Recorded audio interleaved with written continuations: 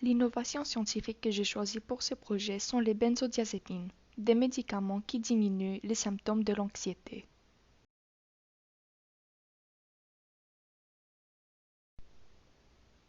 Pour le fonctionnement de l'innovation scientifique que j'ai choisie, je vais dans un premier temps parler de ce qui se passe dans nos neurones lors de la libération du GABA.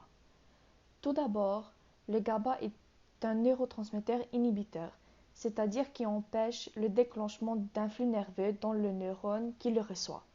C'est également une substance apaisante que l'on retrouve dans notre cerveau, et GABA est l'abréviation d'acide hyaminobutyrique. Dans nos neurones, il y a des impulsions nerveuses, et lors de ces impulsions, il y a la libération du GABA. Le GABA qui a été libéré va aller dans l'espace qui se trouve entre les deux neurones, dans le synapse, et c'est ici qu'il va réagir avec le neurone récepteur. Lors de cette réaction, des ions de chlorure seront libérés et ces ions vont pouvoir entrer dans le neurone récepteur grâce aux petites ouvertures que les récepteurs GABA sur la face externe du neurone donnent à l'intérieur.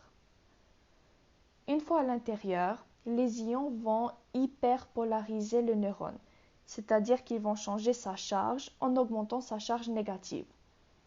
En faisant cela, ils vont rendre le neurone moins réceptif aux neurotransmetteurs qui normalement devraient l'exciter, tels que la sérotonine, l'histamine, l'adrénaline, etc. Puisque ces ions rendent le neurone moins réceptif aux autres neurotransmetteurs sauf le GABA, il va ressentir plus l'effet du GABA. Et c'est exactement ce que les benzodiazépines font. Ils agissent comme stimulateurs du GABA en augmentant l'activité de ce neurotransmetteur. Et en augmentant l'activité de ce neurotransmetteur, il sera plus libéré lors d'impulsions nerveuses. En échange, il y aura plus d'ions de chlorure qui seront libérés et plus d'ions de chlorure libérés signifie que les neurones seront pénétrés par plus d'ions de chlorure, ce qui aura comme conséquence de rendre le neurone encore moins réceptif aux autres neurotransmetteurs qu'auparavant, voire même complètement irréceptif. Comme je l'ai dit auparavant, le GABA est une substance apaisante. Donc, si nos neurones ressentent plus les effets de ce neurotransmetteur, on sera plus apaisé et calme, raison pour laquelle les personnes ayant des troubles d'anxiété utilisent ce médicament.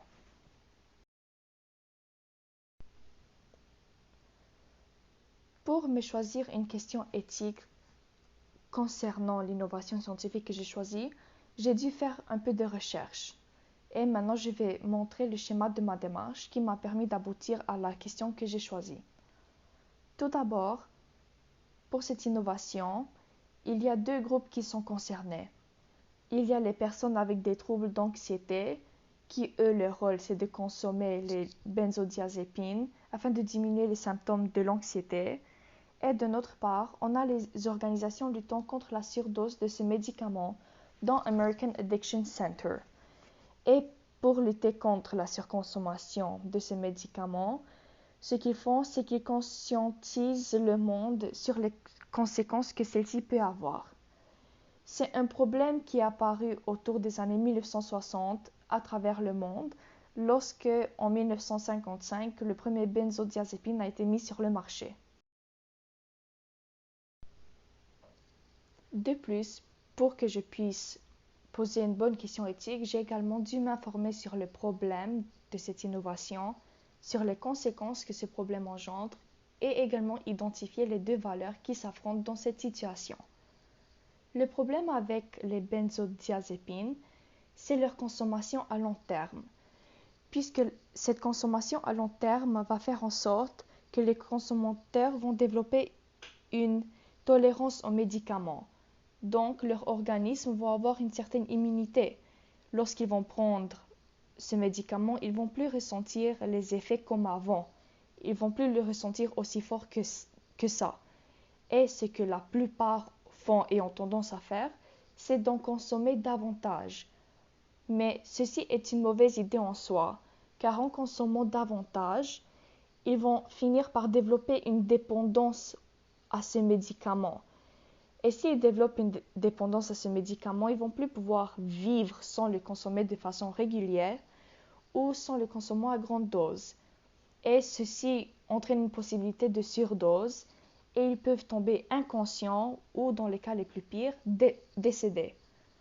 On peut voir tout de suite que les deux valeurs principales qui s'affrontent sont la santé de la personne versus l'autonomie de la personne de pouvoir se procurer seule des médicaments, puisqu'il y a certaines personnes qui vont se procurer ces médicaments seulement parce qu'ils ont une dépendance à celle-ci, pas parce qu'elles ont réellement besoin. Et avec toutes ces informations que j'ai trouvées grâce à la recherche que j'ai faite, j'ai fini par poser la question éthique suivante. Quels sont les avantages et les inconvénients de l'utilisation des benzodiazépines? Maintenant, pour répondre à la question éthique que j'ai posée, je vais regarder les avantages ainsi que les désavantages reliés à la consommation de ces médicaments. Parmi les avantages, on retrouve la diminution des symptômes de l'anxiété, tels que la fébrilité, l'irritabilité, les troubles du sommeil, etc., qui sont, entre autres, causés par l'activité anxiolytique ainsi que l'effet sédatif de ce médicament, qui est vécu selon les consommateurs de façon confortable et agréable. La diminution des symptômes de l'anxiété entraîne des améliorations, dont des améliorations des manifestations psychiques, comme les sensations de crainte irraisonnée, la tension, ainsi que l'état d'alerte, et des améliorations des manifestations somatiques, dont l'hyperactivité neurovégétative. Un autre avantage de ce médicament est qu'elle est rapide, c'est-à-dire qu'après l'avoir consommé, ça ne prendra pas beaucoup de temps avant qu'on commence à sentir les effets de celui-ci. Quant aux désavantages reliés à la consommation de ce médicament, il y a des effets secondaires négatifs à court terme qui ne sont pas si néfastes que ça, dont la confusion, la somnolence et l'étourdissement, entre autres. Il y a également les effets secondaires négatifs à long terme qui sont beaucoup plus néfastes, dont la dépendance physique ainsi que des problèmes d'apprentissage ou de concentration. Bien évidemment, avec tout médicament vient une possibilité de surconsommation. Et la possibilité de surconsommation, lui, entraîne une augmentation d'abus de ce médicament. Selon une étude effectuée par American Addiction Centers, entre l'année 2004 et 2010, il y a une augmentation de 139% concernant les personnes qui effectuent de l'abus de ce médicament. Toujours selon American Addiction Centers, seulement en l'année 2010, on a enregistré plus de 400 000 cas de visites d'urgence à cause de la surconsommation de ce médicament. On le sait bien qu'avec une possibilité de surconsommation et l'abus de ce médicament, vient une possibilité de surdose. Et dans ces cas, le consommateur peut tomber inconscient et dans les cas les plus pires, même décéder. Bien sûr, juste en consommant ce médicament, les chances qu'on ait des effets secondaires négatifs à long terme ou qu'on surdose sont assez faibles. Mais si l'on suit le traitement à long terme, les chances qu'on développe une dépendance aux médicaments sont assez élevées.